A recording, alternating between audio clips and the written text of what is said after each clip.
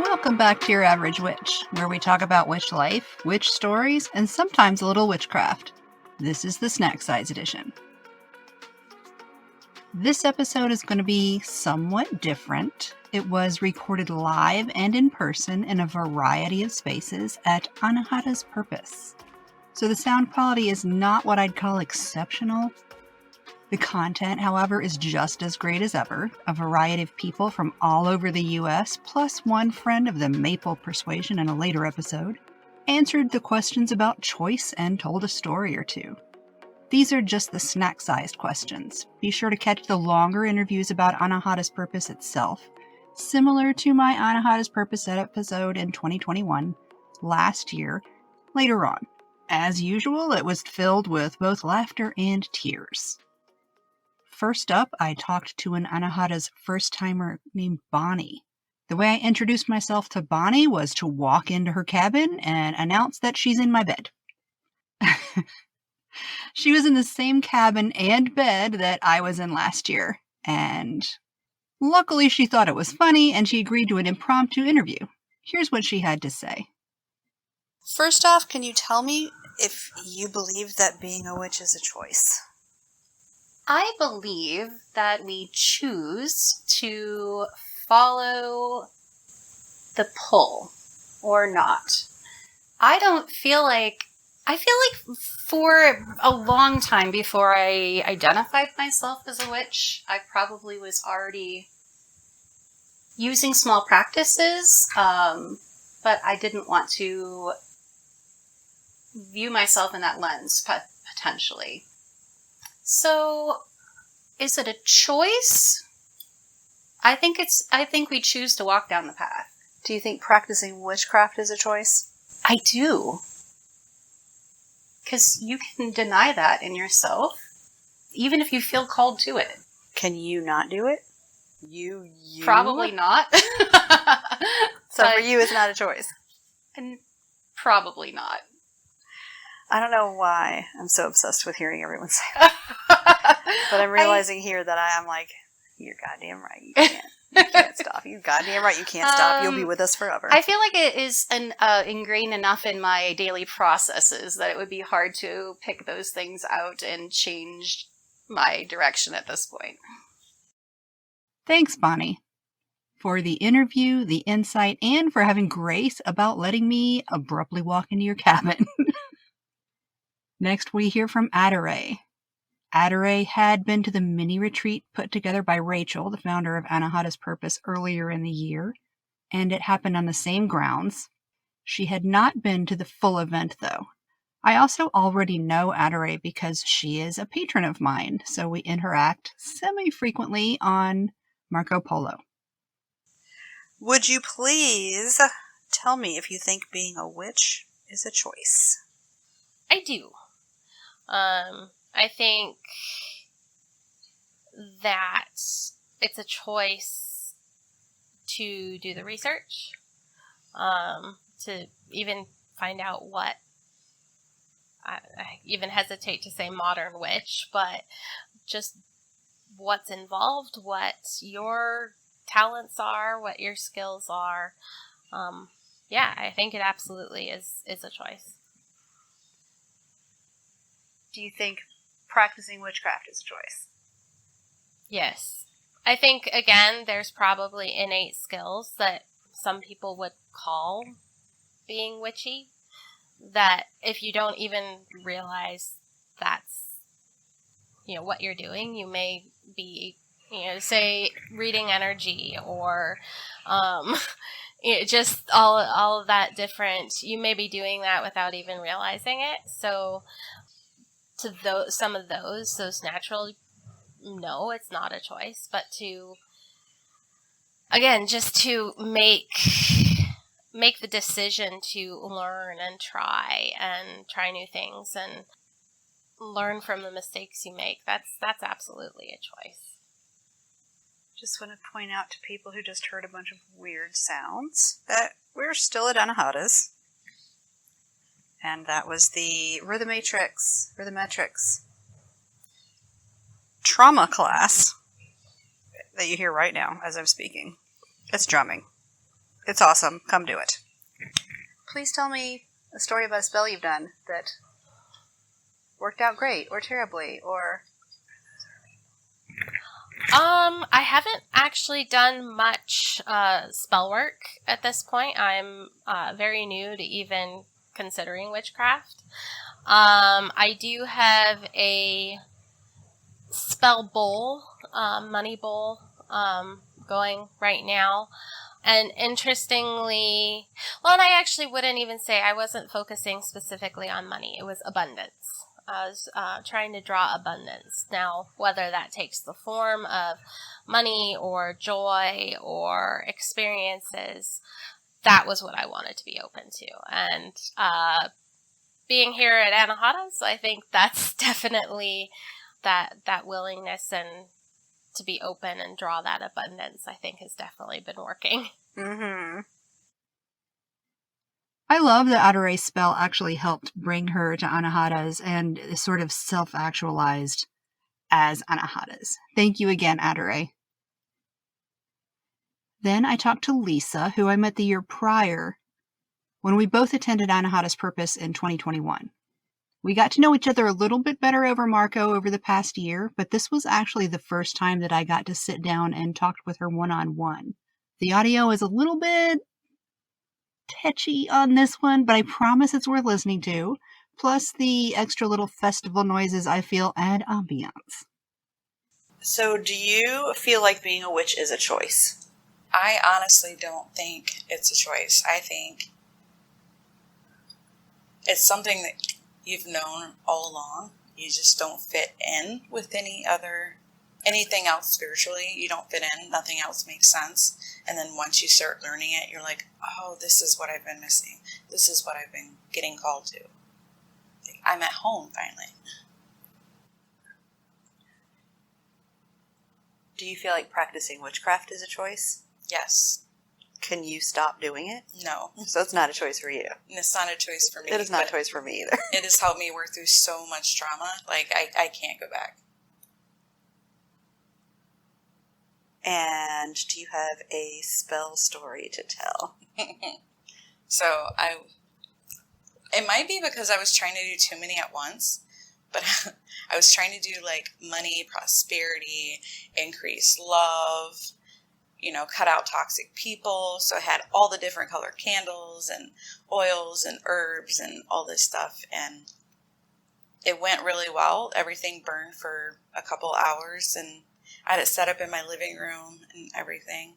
And then my son, one of my sons, he's like, Mom, do you want me to put that out? I'm like, no, I don't want you to put it out. It needs to stay.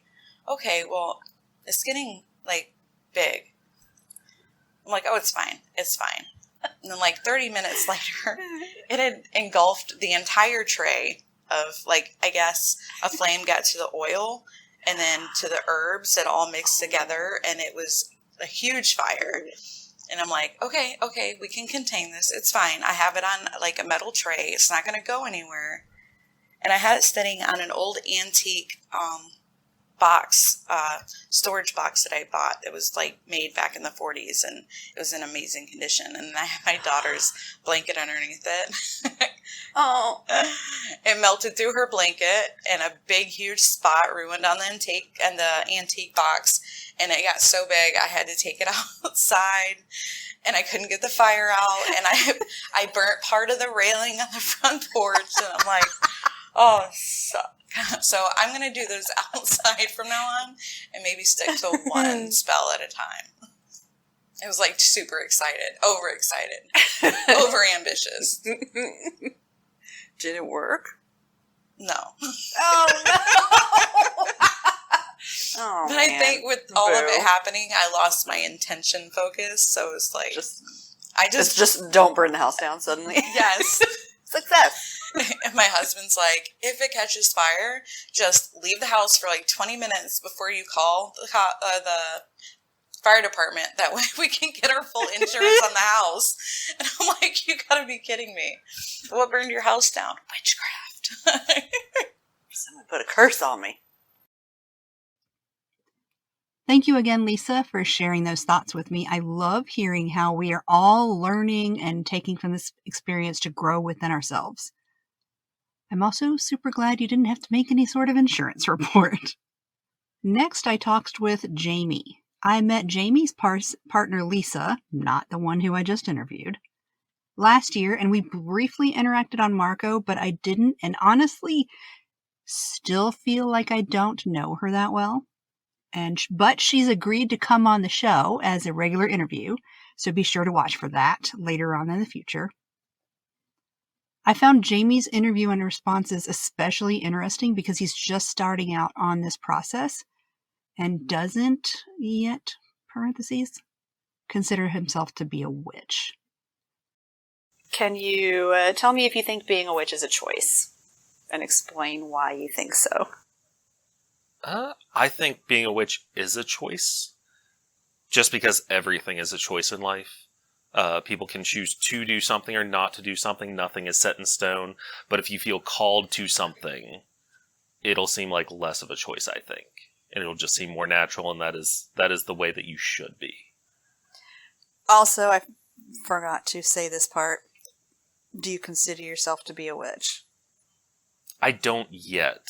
I think I might eventually, but I don't yet. And that's important for this particular conversation because I interview witches. Of course. So, for everybody listening, that's why some of these particular questions might turn out differently than we're used to. Do you think doing witchcraft is a choice?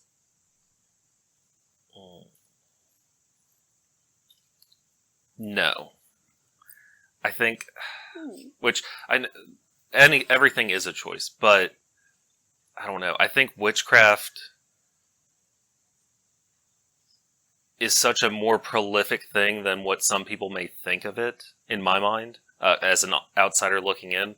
I think there's sometimes some things I do to try to protect myself or try to do something to give good energy, and I think a lot of people do it, but they don't realize it, and it's just acts that they do that is their own little thing, but I think it really is witchcraft to a certain degree, but people just don't want to agree with it.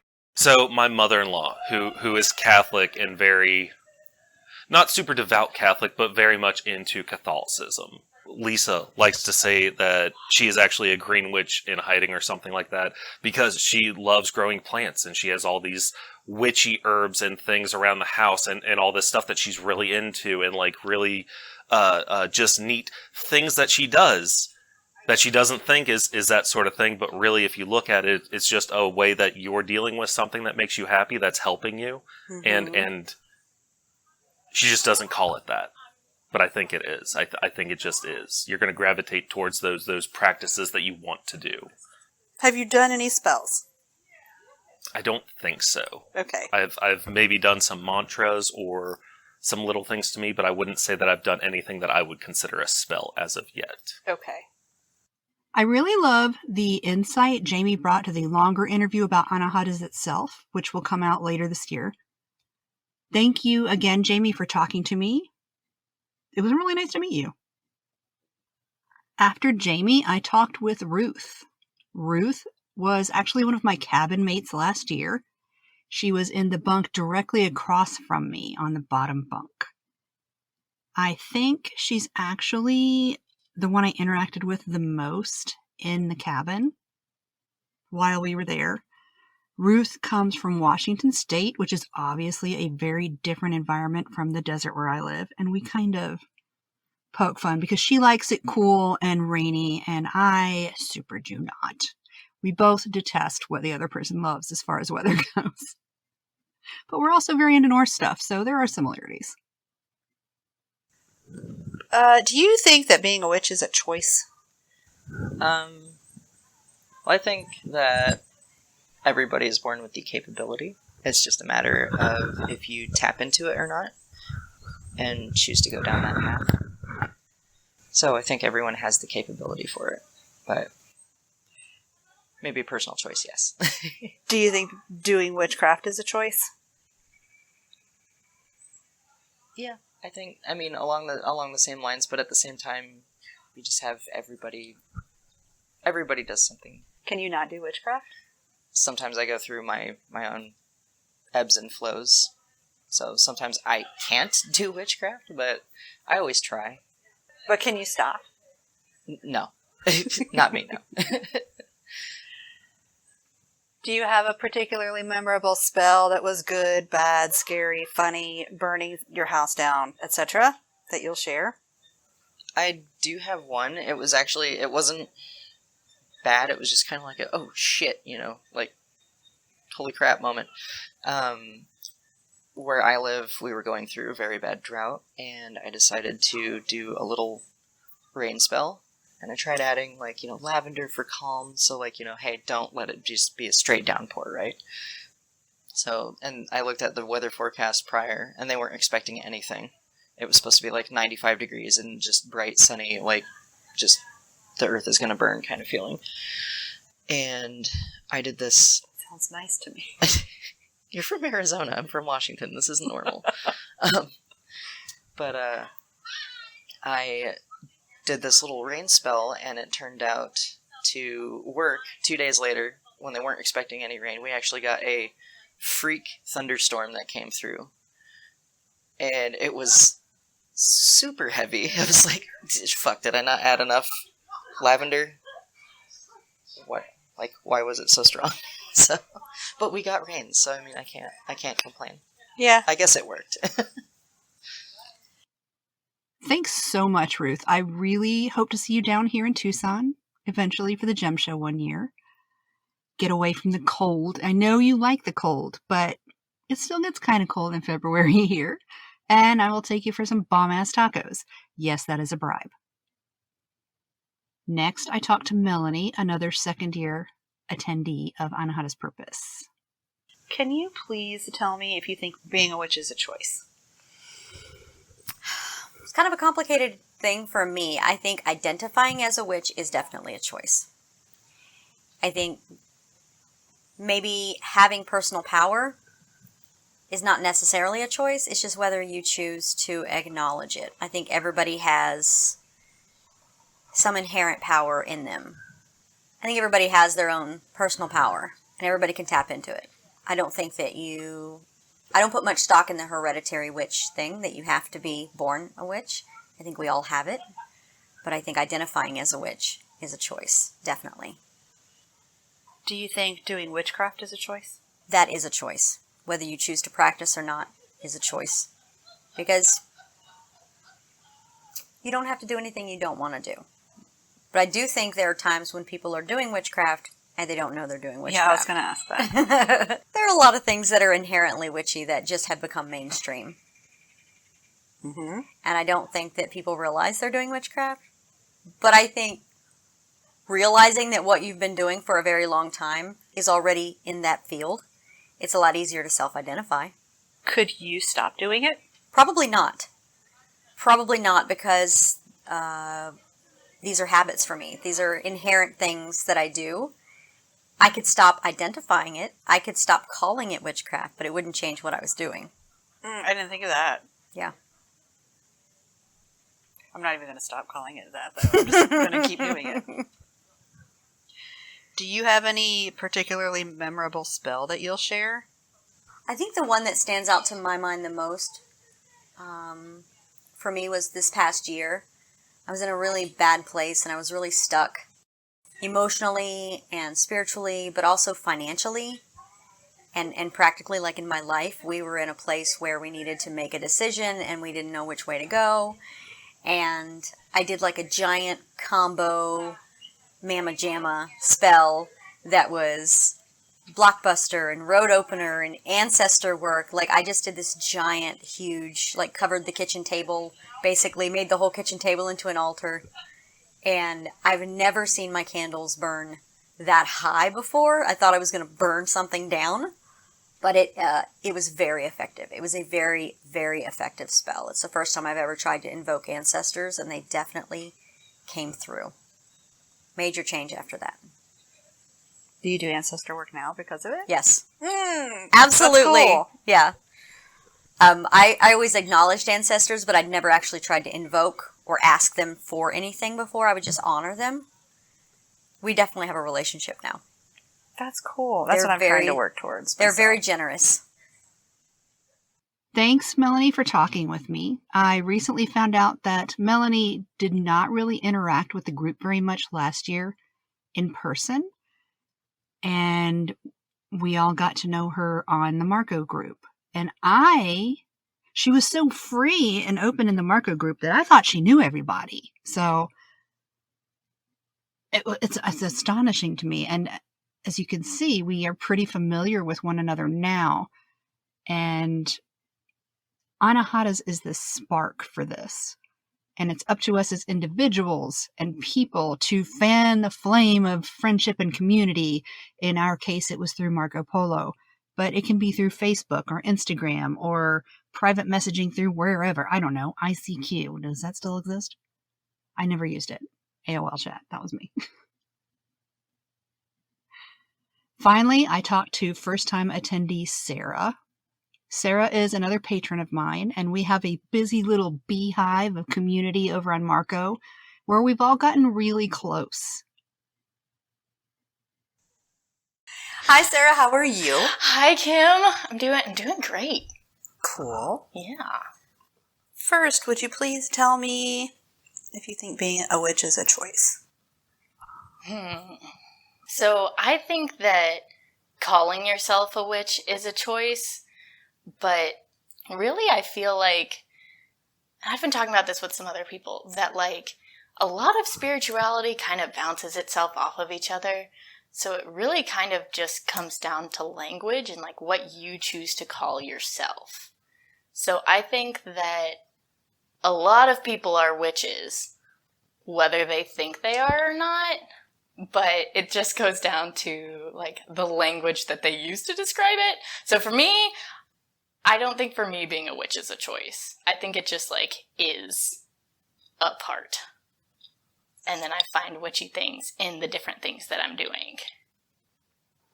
Do you think doing witchcraft is a choice, and could you stop? I don't think I can stop because it's become my default of how I'm reacting to things. But I think at the very beginning, I could have stopped because I haven't called myself or actively been doing witchcraft for that long. I don't know. I feel like once you're in it, then it's really hard to stop, and you probably won't. So we're all addicts. We're all addicts, pretty much. I'm just addicted to witchcraft at this point, and that's fine. For me, being a witch is not a choice. It's just how my spirituality has evolved, and the practice of it. I feel like it's been the same because I grew up, I mean, you know this. I grew up very Catholic, and my family's Catholic, and my mom works in the church and all those other things. But, like, the saint that I chose was Bridget of Ireland. And I so, like that. yeah. And so it's like, and the dude who did the confirmation, I don't even remember, looked at me so funny because he was like, which Bridget? And I was like, Bridget, with the D, of Ireland. And he was like, all right. But it looked like he was giving me a, okay, kind of with it. And so it's like, that's one of those things where it's like, even though I was not calling myself a witch, I did not know. Homie thought you were a witch? Homie was like, you a witch? So yeah, no, I don't think it's a choice. The more like I think about it and more I talk about it, the less I think it's a choice. Me too. Thank you, Sarah, for being so willing to be open and share during this interview and on Marco. I love you and I love all my little bees so much. And I'm excited to see everyone in Hive House next year. I don't think you'll be here before the end of the year. I really hope you guys come see me for the Gem Show. Please come see me. I love you. Your mother wants to see you. And that's it for this week's Snack Size. Be sure to tune in on the next episode of Your Average Witch, where I interviewed the utterly delightful, charming, hilarious, beautiful Lyra Street, designer and artist, and also the one who turned my logo into the glorious purple and blue beauty that it currently is. And her episode will be released on the new moon of September 25th, which coincidentally is my husband Ken's birthday. Happy early birthday, honey. I love you. I don't know what to get you for your birthday, but you don't listen to this, so it doesn't matter. You won't ever know. That's it for this week. Thanks for listening, and I will see you when the moon changes.